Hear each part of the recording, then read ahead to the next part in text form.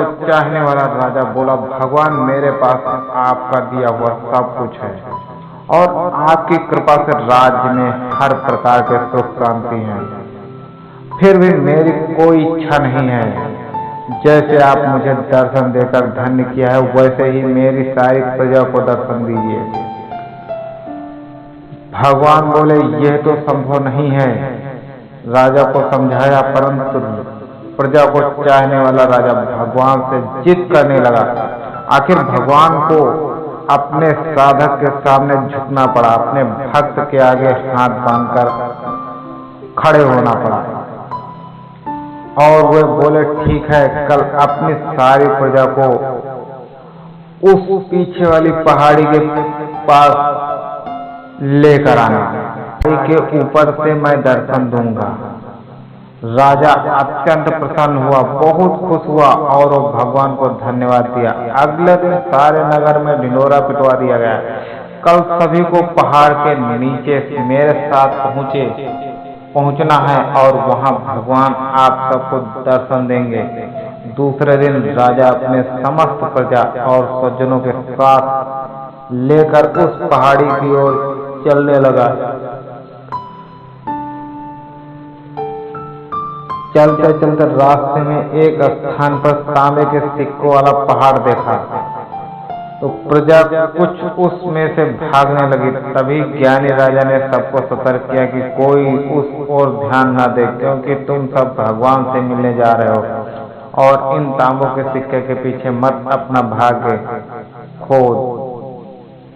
परंतु लोभ लालच में वशीभूत कुछ प्रजा लोग तांबे के सिक्कों वाली पहाड़ी की ओर भाग गए और उन सिक्कों से अपनी गठरी बनाई और अपने घर चले गए। मन ही मन सोच रहे थे, पहले सिक्कों को समेट ले, भगवान से तो फिर कभी मिल लेंगे।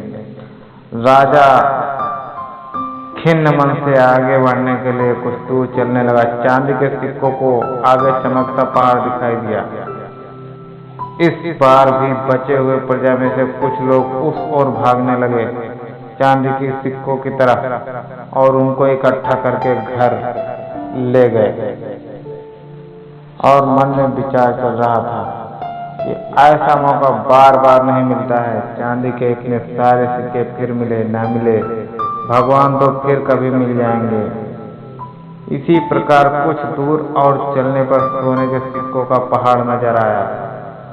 अब जो प्रजाजन बचे हुए थे वो सारे लोग राजा के स्वजन भी उस ओर भागने लगे। वे भी दूसरों की तरह सिक्कों की गठरी लाद कर अपने घरों की ओर चल दिए। अब केवल राजा और रानी ही शेष रह गए थे। राजा रानी से कहने लगे, देखो कितने लोभी हैं ये लोग, भगवान से मिलने का महत्व ही नहीं जानते हैं। भगवान के सामने सारी दुनिया की दौलत क्या चीज है, सब बेकार है। रानी बोली, सही बात है। रानी ने राजा को बात का समर्थन किया और वो आगे बढ़ने लगे। कुछ दूर चलने पर राजा और रानी ने देखा कि सतरंगी आभा बिखरता दिख हीरो का पहाड़। अब वो रानी से रहा नहीं गया। हीरो का आकर्षण से वो भी दौड़ पड़ी और हीरो की गठरी बनाने लगी। फिर भी उसका मन नहीं भरा तो साड़ी के पल्लू वजन के कारण रानी के वस्त्र देह से अलग हो गए, परंतु हीरो का लालच अभी भी नहीं मिटा था। यह देखकर राजा अत्यंत दुखी हुए और वो बड़े दुखी मन से राजा अकेले ही आगे बढ़ने लगे। वहां सचमुच भगवान खड़े होकर उनका इंतजार कर रहे थे। राजा को देखते ही भगवान मुस्कुराए और पूछा, कहाँ है तुम्हारी प्रजा और तुम्हारे परिजन?